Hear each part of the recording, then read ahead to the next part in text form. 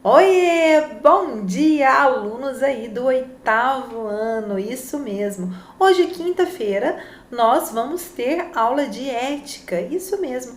E para a nossa aula de ética, eu preciso que você pegue o seu livro para a gente continuar o trabalho que nós já iniciamos na semana passada. E eu fiquei ainda sem receber material de muitos alunos, né? Estou esperando as atividades para que eu possa fazer o registro aí, para que você não perca a pontuação bimestral, tá certo? Então, é importante que você me envie as fotos de todas as atividades, né, para que eu faça o registro.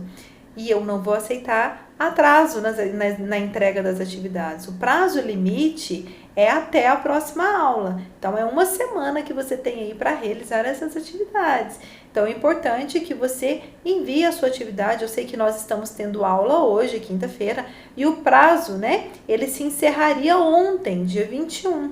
Mas como ontem foi feriado, eu vou estender esse prazo até segunda-feira, para que você se organize e consiga me enviar todas as atividades pendentes, ok? Certo? Já pegou o seu livro? Sim? Bora lá, vamos começar? Então tá. Nós paramos na nossa última aula, aí, opa, deixa eu chegar um pouquinho aqui.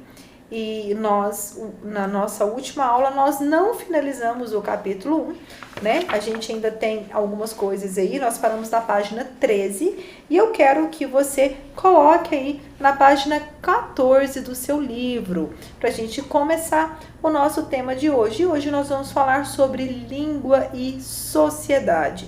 Língua e sociedade, página 14, certo? A gente já respondeu a questão número 8, né? Foi a nossa última questão.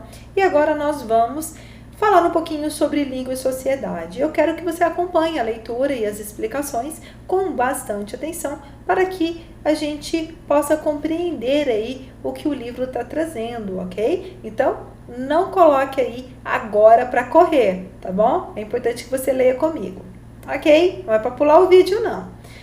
Língua e sociedade. Há muito tempo, pesquisadores do mundo todo estudam as línguas e seu comportamento variável.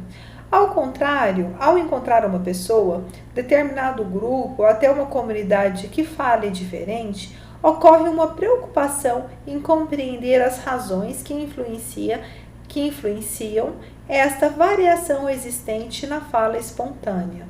Isso possibilita uma linha divisória que separa a forma mais aceita da sociedade, preferida na escola e no âmbito profissional, da forma que fogem às normas gramaticalizadas. O estudo das construções influenciadas por hábitos que perduram na sociedade, levando em conta não apenas os aspectos linguísticos, mas também extralinguísticos, que recebe o nome de sociolinguística. As relações sociais, próxima página. Opa. As relações sociais que reúnem e integram pessoas e grupos nascem na vivência do cotidiano coletivo. A partir da singularidade das situações do dia a dia, configura-se interfaces e que se aproximam às práticas comunicativas e formação social da realidade e que se instalam na subjetividade individual para aflorar a unificação do senso comum. Para relacionar a língua à sociedade, os teóricos especialistas na área afirmam que a estrutura social pode influenciar ou determinar a estrutura da língua ou seu comportamento, ou que prova que os valores sociais costumam ter efeito sobre a língua. Não é novidade que todas as línguas estão em processo constante de variação. Uma língua se modifica em uma época, em um lugar ou em um grupo social. Ok, muito bem. A língua, gente, ela é viva e ela está sempre em movimento. Tudo que é vivo, né, sofre o quê? Alterações, modificações. A gente que está vivo, a cada fase da nossa vida a gente está diferente, não é isso? E a língua é do mesmo jeito. A língua, ela sofre variações de acordo com o tempo. E então, o que acontece? Aqui nós estamos falando da língua, da linguagem em uma determinada região que fala de uma determinada forma, um grupo social daquela região. Aqui dentro do Brasil a gente tem muito isso, né? Porque o Brasil tem uma extensão territorial imensa e a gente vê que cada região aí, né, do nosso país tem uma forma de falar, não é isso? Tem algumas formas, alguns nomes que são até desconhecidos para outros estados, para outras pessoas. Então a gente tem o pessoal do Nordeste fala de um jeito, o pessoal do Norte fala de outro, o pessoal do Sudeste já fala de outros, do Sul do Brasil já fala de outro jeito, tem um sotaque diferente, né, que é bem característico de cada região. Mas aqui ele não está falando só disso, ele está falando que, de acordo com cada época da vida, vão surgindo também novas formas de chamar os objetos. E quem é muito responsável por isso, né, são os adolescentes, vocês, né, que vocês começam a dar nome. A gente vê muito na linguagem informal isso acontecendo, que é a linguagem de rua, a linguagem falada no dia a dia, né, que essa linguagem, ela vai se modificando. E essa linguagem informal, ela é muito chamada como gíria, né, e igual agora a gente vê assim, você está me trollando, né? Trollando é um termo que não existia na minha adolescência, que eu já começo a ter contato, né, com esse termo agora, na atualidade, né, através dessa no juventude. Então, isso é um exemplo de que a língua está viva e que ela está sofrendo variações a todo tempo. Então, e essas variações, elas acontecem principalmente pelas gerações, as novas gerações que vão chegando. É claro que a próxima geração já vai falar, né, já vai ter um linguajar diferente do seu, né? O seu já vai ficar um pouquinho defasado e vão chegar gírias novas, jeitos novos, e isso acontece muito com a linguagem informal, que é essa linguagem que, é claro que a linguagem formal, né, ela é muito mais difícil de sofrer alterações, que é essa linguagem que a gente utiliza, né, na escola, que vem no dicionário. Então, essa linguagem, ela é um pouquinho mais difícil de sofrer variações. Mas não, a linguagem informal, ela está sofrendo variações aí, que é uma linguagem que está viva, que está em movimento, e isso é normal. Isso não acontece somente aqui não, sabe? No nosso país, acontece em todos os países, em todo o nosso planeta, ok? Então vamos lá, vamos para o exercício número 1, questão de ética. Você percebe diferença entre o modo como você fala e o modo que outras pessoas falam? Cite algumas diferenças. Eu quero que você escreva aí quais são as diferenças do seu modo de falar. Pode ser por conta de que você veio de um estado para o estado de Goiás, outro estado, né? Eu vim lá do estado de Mato Grosso, ou eu venho lá do estado do Maranhão, ou Pará, né? Então lá eles usam esse termo, aqui não. Então eu quero saber se realmente, se você consegue identificar algumas coisas que você fala que é diferente, né, do que você está acostumado aqui ver as pessoas falarem, certo? Então, você vai citar aí. Se não, ok, não, eu sou dessa região. Ou, você é adolescente, então tem algumas palavras que você utiliza que seus pais não utilizam. Então, eu quero que você coloque aí, que você registre quais são essas palavras, certo? Número 2. A respeito do texto, classifique as afirmativas em verdadeiras ou falsas. Primeiro, a sociolinguística é o ramo que estuda a influência dos aspectos sociais nas manifestações da língua. A gente viu aí outro fator que influencia também, né, na forma das pessoas falarem. E isso quer dizer que muito sobre o meio social de onde essa pessoa vem, tá certo? Então, o grau de instrução daquela família, então a forma que ela fala está muito influenciada, sofre muita influência também do meio social que esse indivíduo está inserido. Então, a gente tem que observar. E qual é, né, o ramo que estuda essa influência dos aspectos sociais na língua? A sociolinguística. Então, essa alternativa está certa? Sim, verdadeiro, está certo, tá? A língua falada pelas pessoas no cotidiano é exatamente a mesma que aprendemos na gramática normativa? Não, né? A gente acabou de falar sobre isso, né? Não é. A gente fala que tem a linguagem formal, aquela linguagem que a gente aprende ali nas gramáticas, né, junto lá com a professora Nayara, e tem aquela linguagem que a gente fala no nosso dia a dia, no nosso cotidiano, sem muito formalismo, sem respeitar muitas regras gramaticais. Então, essa linguagem falada pelas pessoas no cotidiano, ela não é exatamente a mesma que aprendemos na gramática normativa. Então, você vai colocar falso nessa questão.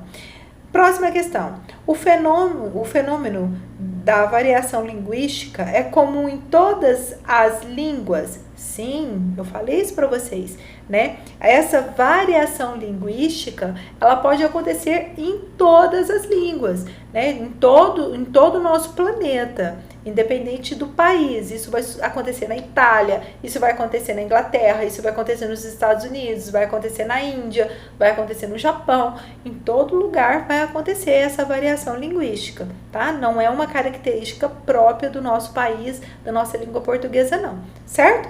Então, você vai marcar verdadeiro. Condição social, idade, lugar e época são fatores que interferem na língua de um falante? Claro, né? São exatamente esses fatores que influenciam, né, nas variações linguísticas. É a condição social, é a idade, né? Você fala diferente do que seu pai fala. Você fala diferente da forma que seu avô fala, não é isso? Então, a idade influencia? Influencia. E a condição social? Também. Nós falamos sobre isso quando a gente falou aí da sociolinguística, né? Então, também. O lugar influencia? Falamos sobre isso, né? Em cada estado do nosso país, a gente vê uma variação linguística aí muito grande. Então, também. Então, essa questão está toda verdadeira. Então, você vai marcar aí verdadeiro também. Vamos aí para a próxima página, exercício número 3. Próxima página, exercício número 3. Leia a seguir dois excertos da obra literária Vidas Secas, do escritor Graciliano Ramos. Espera aí um pouquinho.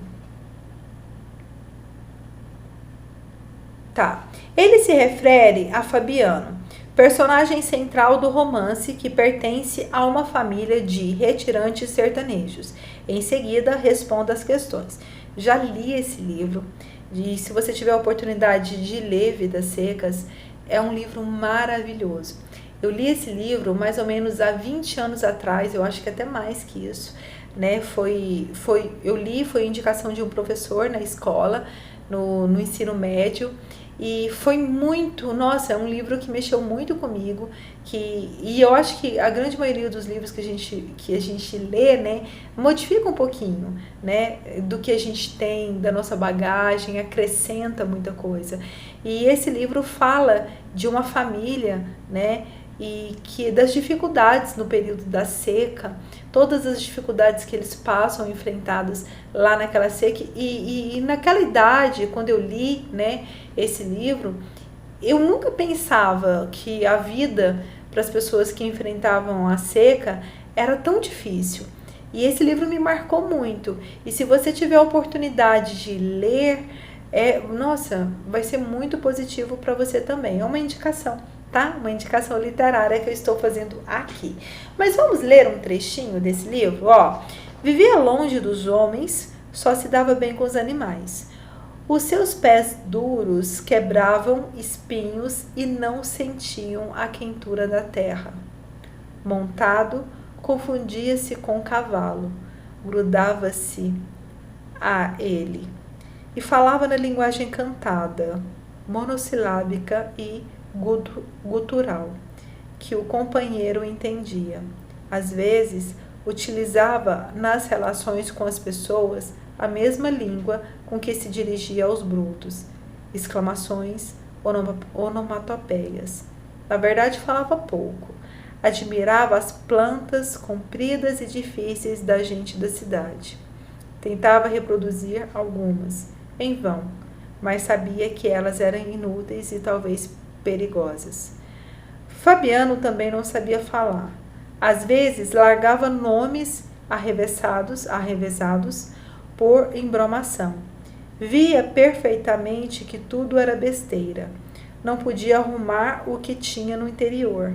Se pudesse, se pudesse, atacaria os soldados amarelos que espancavam as criaturas inofensivas.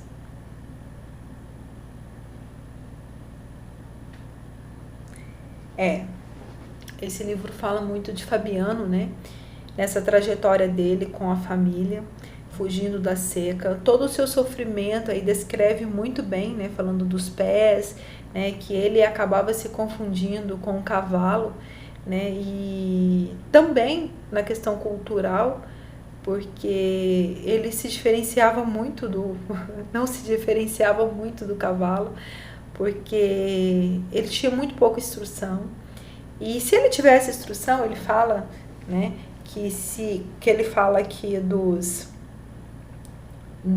soldados amarelos, eram soldados na época, vestiam fardas amarelas, e ele ia dar um jeito, né, neles, que eles batiam em criaturas inofensivas, no caso até eles próprios, né.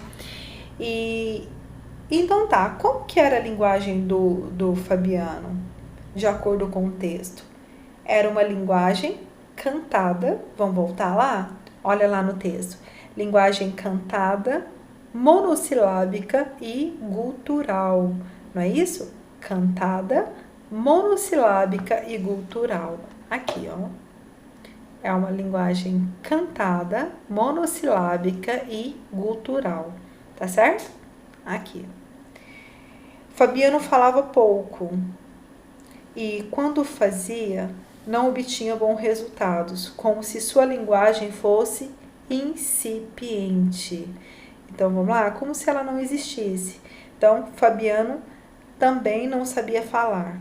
Às vezes largava nomes arremessados por embromação.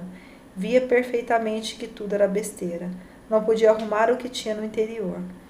Então, você vai colocar aí essa parte do texto e também coloca que Fabiano falava pouco, né? E quando tentava falar, ele não obtinha bons resultados.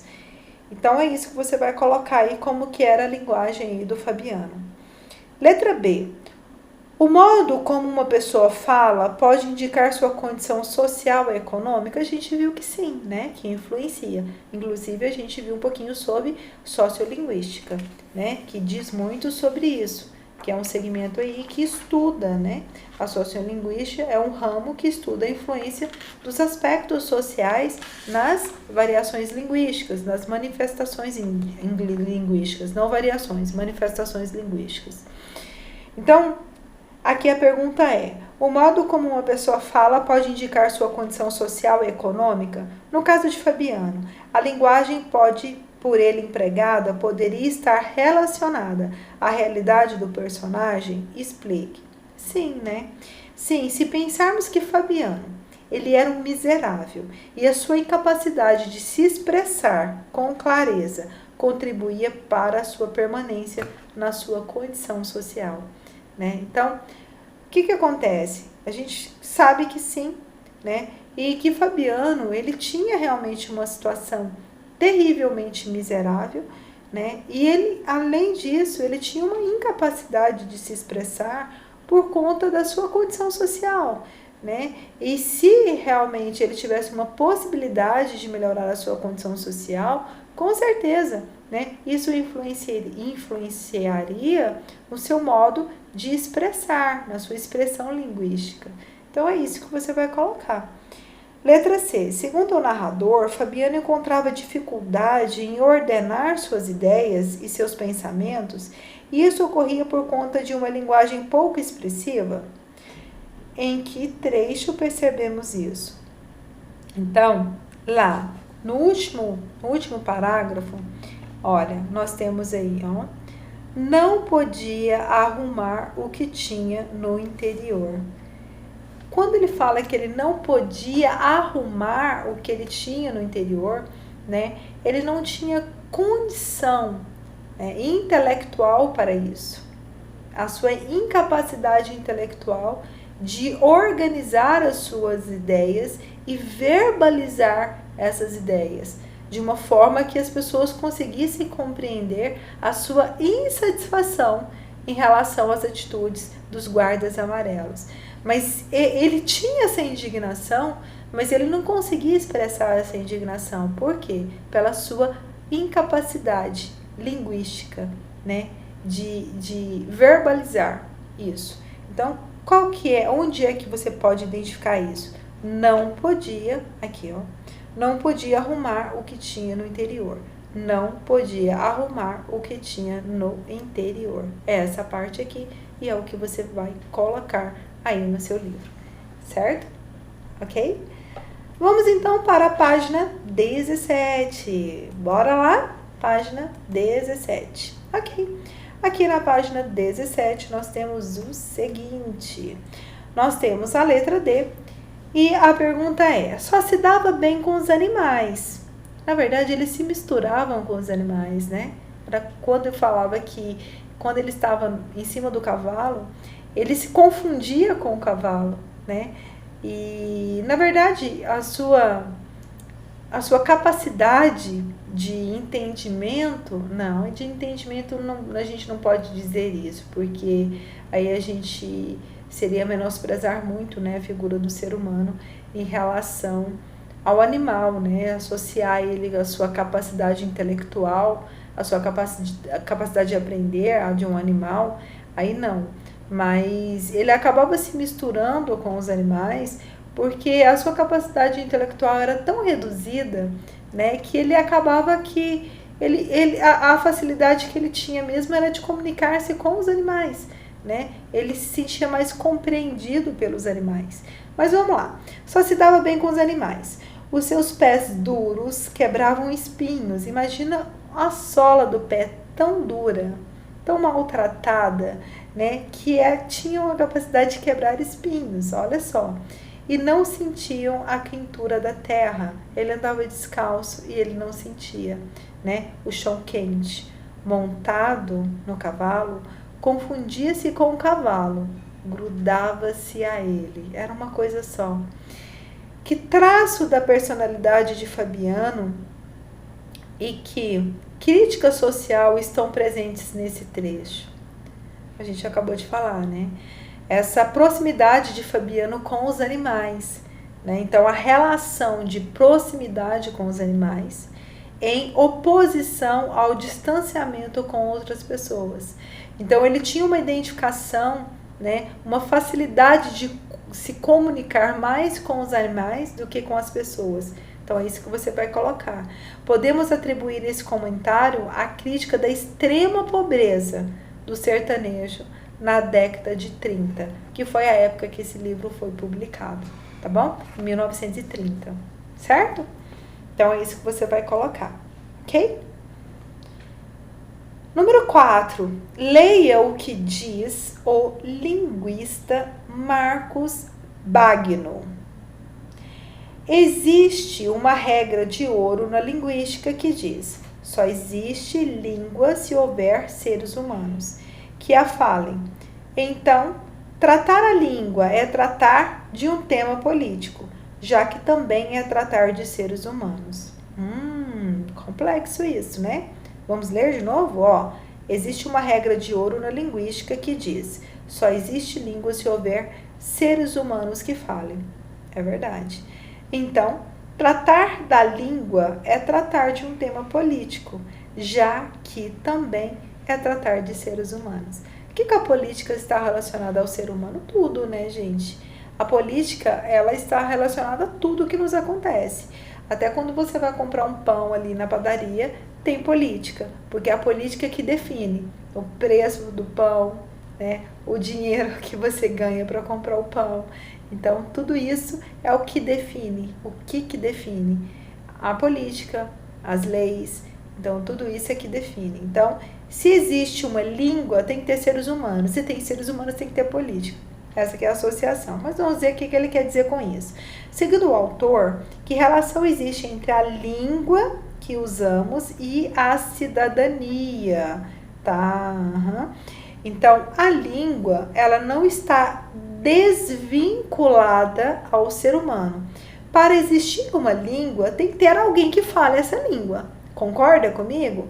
Tá. E se existir alguém para falar essa língua, a gente tem esse alguém, ele tem que estar inserido em um grupo social, porque ele vai falar sozinho? Não, ele vai falar com outras pessoas. Se ele vai falar com outras pessoas, a gente compreende que tem aí o quê? Um grupo social. Se tem um grupo social, tem que ter o quê, gente? Regras, né? Regras sociais, tem que ter o quê? Política. Então, é isso que você vai escrever. Então, para Carlos Magno, a língua não é algo que pode ser visto separadamente de um usuário. Ou seja, o uso da língua tem implicações sociais e políticas.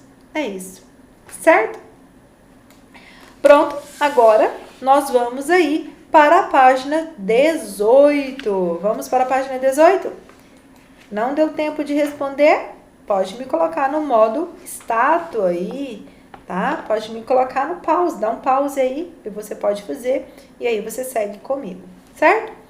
Então, vamos aí para o corpo comunica. Esse texto é muito bacana e vai ser muito legal a gente trabalhar isso aí, presta atenção. Desde que nascemos, usamos o corpo para comunicar emoções, sentimentos, mesmo sem perceber. Ninguém precisa estudar a linguagem corporal para usá-la. Ela é inata e inconsciente. Usamos naturalmente e o tempo todo gestos simbólicos como ferramentas para nos comunicarmos sem precisar falar.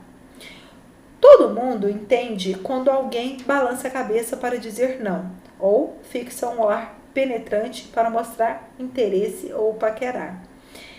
A linguagem silenciosa da comunicação não verbal está arraigada em nosso dia a dia, mesmo que a gente, durante a maior parte do tempo, nem se dê conta disso. Mas por que, então, é preciso conhecê-la se já a utilizamos desde que nascemos?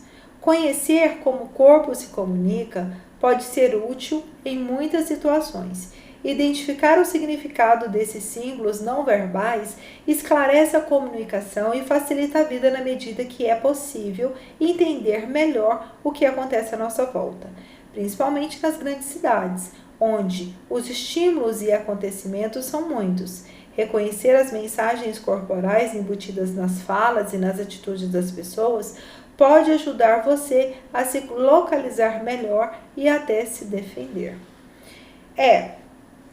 Próxima página. Segue a leitura, tá? E o que é melhor? Ter consciência dos significados dos gestos é muito importante, principalmente porque, sem ser natural e inconsciente, a linguagem corporal não mente e permite uma leitura mais precisa do seu interlocutor.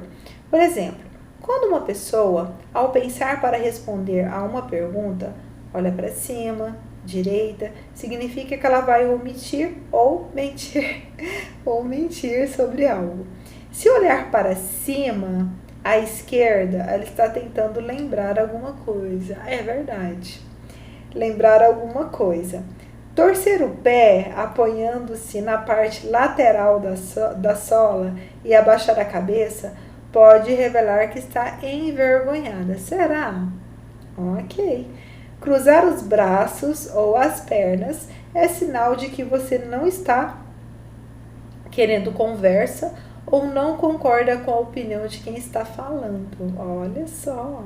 Cruzar os dedos com as mãos juntas, curvar-se ou ainda dobrar as pernas é uma insinuação de que você está implorando por algo. Curvar o tórax, colocando os ombros para baixo, é a postura que revela timidez e insegurança. Agora, se você estufa o peito, projetando o tórax para frente, passa a imagem de uma pessoa imponente e até arrogante. Ou seja, a maneira como você se expressa nunca é inocente. Ela revela muito daquilo que vai na sua cabeça e no seu coração. Olha só, que bacana! Você sabia disso tudo? Que a linguagem corporal diz isso tudo? ela fala muito mais do que a boca, né?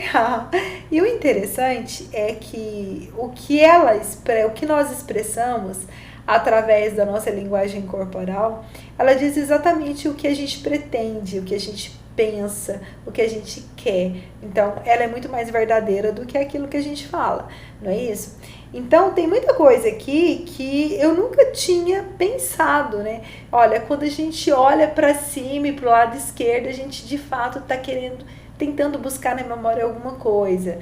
Né? Quando a gente cruza os braços e as pernas, a gente não quer conversa, a gente ou não concorda com aquilo que a pessoa está falando. Então, assim, tem muita coisa que a gente, às vezes, a gente faz, né? Que tá, assim, é inato, que foi falado aqui, que a linguagem corporal a gente não precisa estudar, né? Ela é inata, então você faz inconscientemente, você tem essa linguagem corporal que diz muito sobre você, mas, na verdade, eu nunca observei ela, nunca analisei as pessoas, né, através da linguagem corporal.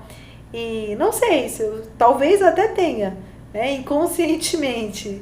E todos esses dados que traz aí de linguagem corporal, não sei se para você isso é novo, mas a partir de agora você vai começar a observar as pessoas com outros olhos, né? Você vai começar a analisar melhor. Então vamos lá. Questões para reflexão. E eu gosto disso, né? Porque eu gosto de ser questionada. Você também? Né? Da gente pensar e fazer pensar sobre algo. E essa matéria, ela é muito bacana por conta disso, né? Que ela promove o questionamento. E eu acho isso fantástico.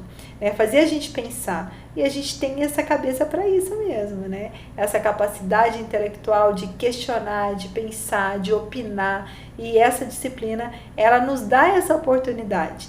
Então, bora lá. Número 1. Você se identificou com alguns dos elementos de movimentação corporal que indicam uma emoção ou um pensamento? Qual?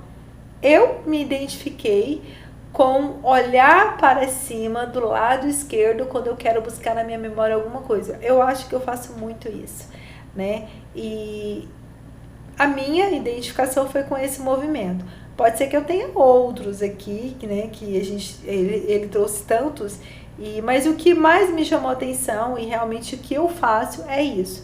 Mas e você, né? Essa é uma questão pessoal. Eu quero que você coloque aí qual é o movimento que você se identificou, né? Que você conseguiu. Eu faço esse movimento quando eu quero fazer isso, eu estou sentindo isso, então é isso que eu quero que você responda. No caderno, tá? Número 2. Você costuma prestar atenção no modo como as pessoas gesticulam ou movimentam o corpo? Por quê? Foi exatamente o que eu falei aqui, né? E não tinha nem visto a segunda questão. E que eu falei que eu não tenho o hábito de analisar os movimentos das pessoas de forma consciente. Não tinha até então, agora eu vou começar a analisar. E é isso que eu quero que você responda, né? Você faz essa análise corporal das pessoas? Sim ou não? Por quê? A minha resposta seria o seguinte, né? Eu não, conscientemente não. Não sei se inconscientemente sim, mas inconsciente não. Mas por quê? Porque eu não sei se eu já tive acesso a essa informação. Se já tive, eu esqueci e não é o que eu não utilizo essa informação na prática. Então, é isso. Aqui, gente, essa segunda questão aqui, tá? E tem aqui, ó, responder no caderno. Tudo no caderno, tá? Então, a minha resposta seria essa, e a sua. Número 3. Que outros movimentos corporais refletem o que estamos pensando ou sentindo? Além disso aqui tudo, tem outro movimento que você faz que reflete? Meu Deus! Isso aqui é cansaço, gente. Reflete o que você está sentindo? Tem algum outro movimento que você faz aí no seu dia a dia? Ou que você percebe que as pessoas fazem, né, quando elas refletem o que elas estão pensando ou sentindo? Esse movimento de abrir e bocejar aqui, ó, reflete um cansaço. Mas tem um movimento que a gente faz quando a gente está impaciente, que é cruzar a perna. Eu faço muito esse movimento. Agora que a gente, e agora também, eu tô aqui conversando com você, provavelmente você deve estar analisando os meus movimentos. Mas o movimento de cruzar a perna e balançar, né? Esse movimento eu faço quando eu estou ansiosa. Geralmente eu faço isso. E o movimento que eu faço quando eu estou reflexiva é colocar a mão no queixo e pensar. Eu faço muito esse movimento aqui também, ó. É um movimento que eu faço muito no dia a dia que não está aqui, né? Colocar a mão no queixo e olhar para cima, para a direita e não para a esquerda. A esquerda eu também faço, mas eu coloco a mão no queixo e olho para a direita. Esse eu faço muito quando eu quero pensar. E cruzar a perna e balançar quando eu estou ansiosa. Então, são esses outros movimentos, né, que eu faço quando eu estou pensando ou sentindo ansiedade. E você, quais são? Você vai me responder aí, ok? Certo? Estamos agora encerrando o nosso conteúdo da nossa aula de cidadania oral e ética, e nós teremos um novo encontro amanhã na nossa aula de arte. Isso mesmo, na nossa aula de arte. Hoje a nossa aula foi um pouquinho mais curta, a gente conseguiu encaixar, deixa eu marcar aqui, tá? Isso é para ser feito no caderno, tá? No caderno. E hoje, por um milagre do destino, que eu não estou conseguindo atingir aí, eu estou ultrapassando, estou chegando a 1h e 20 de aula. Nossa aula passada foi mais que isso, né? Foi 1h e pouco. Então, eu nunca chego nos 40 minutos que bateria o sinal, tem que trocar a aula, né? E hoje a gente foi exato, a gente está com 37 minutos agora, então 3 minutos aí para finalizar a nossa aula, e graças a Deus a gente conseguiu. Próxima aula, gente, eu preciso, uma coisa que eu preciso falar aqui muito séria com vocês, eu falei no início da aula sobre as entregas das atividades. Tem muita gente que está perguntando para mim assim, qual é o e-mail para entrega das atividades? Eu vou falar novamente aqui, falei na aula passada e vou falar aqui novamente. Se você acessou esse link da sua aula hoje, é porque você tem o meu contato aí dentro da sala, tá? Dentro da sua sala virtual. Então, o que você vai fazer? Você vai salvar o meu contato aí, professora Max, e você vai me enviar todas as suas atividades pelo WhatsApp.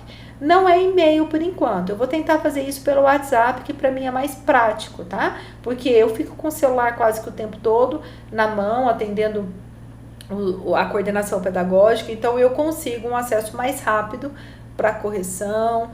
No celular, eu consigo fazer isso pelo WhatsApp. Vou tentar fazer nesse primeiro momento pelo WhatsApp.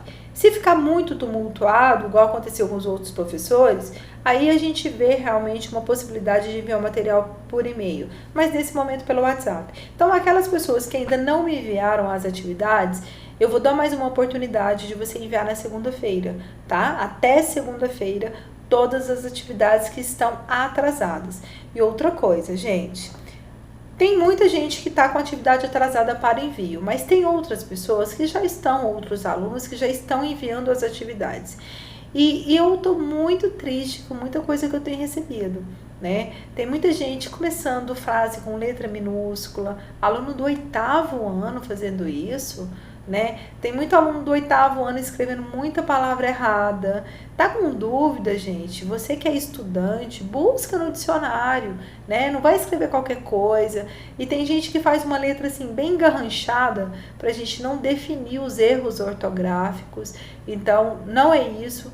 A gente não exige que você tenha uma letra linda, mas você tem que ter uma letra legível. Por quê? Porque é a sua forma de comunicar comigo, né, através da escrita, para eu entender se realmente você compreendeu os conteúdos e está respondendo as questões da forma que deveria ser respondida. Mas se eu olho lá e não consigo ler o que você está escrevendo, né, então a gente não está tendo uma forma de comunicação. E aí o que acontece? Se eu não consigo identificar o que você escreveu, eu vou simplesmente considerar que você errou a questão. Então não é isso, tá? Então eu quero que você preste bastante atenção na hora de formular a sua questão, sua resposta, iniciar com letra maiúscula, leia a sua resposta após você montar a sua resposta, né? Leia para você saber se realmente aquilo que está escrito lá corresponde àquilo que você gostaria de escrever, tá certo?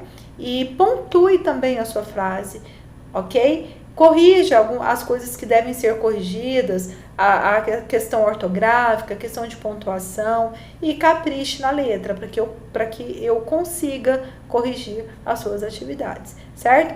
E também outra coisa, tem muita gente que não limpa a câmera do celular na hora de tirar foto e vê aquela foto toda embaçada, e aí eu não consigo entender o que está escrito lá, então eu não consigo fazer a correção da atividade também, ok? Certo? Então tá, pra gente seguir junto, pra gente ter sucesso, né, é importante que a gente tenha aí, né, uma boa comunicação, que a gente consiga, que você consiga seguir todas as regras da sala, e aí a gente vai conseguir seguir em frente sem muitos traumas, ok? Não que eu queira te causar o trauma, né? Nada disso, mas eu quero poder, sim, né, contribuir aí dentro do seu processo de aprendizagem de uma forma satisfatória, e meu objetivo é esse, tá bom? Beijo grande, amanhã nós teremos aula de artes, eu já ia falar, tem um ótimo final de semana, não, amanhã aula de arte, sexta-feira, ok? Beijo grande, gente, até amanhã, te encontro aqui na nossa sala virtual, tchau, tchau!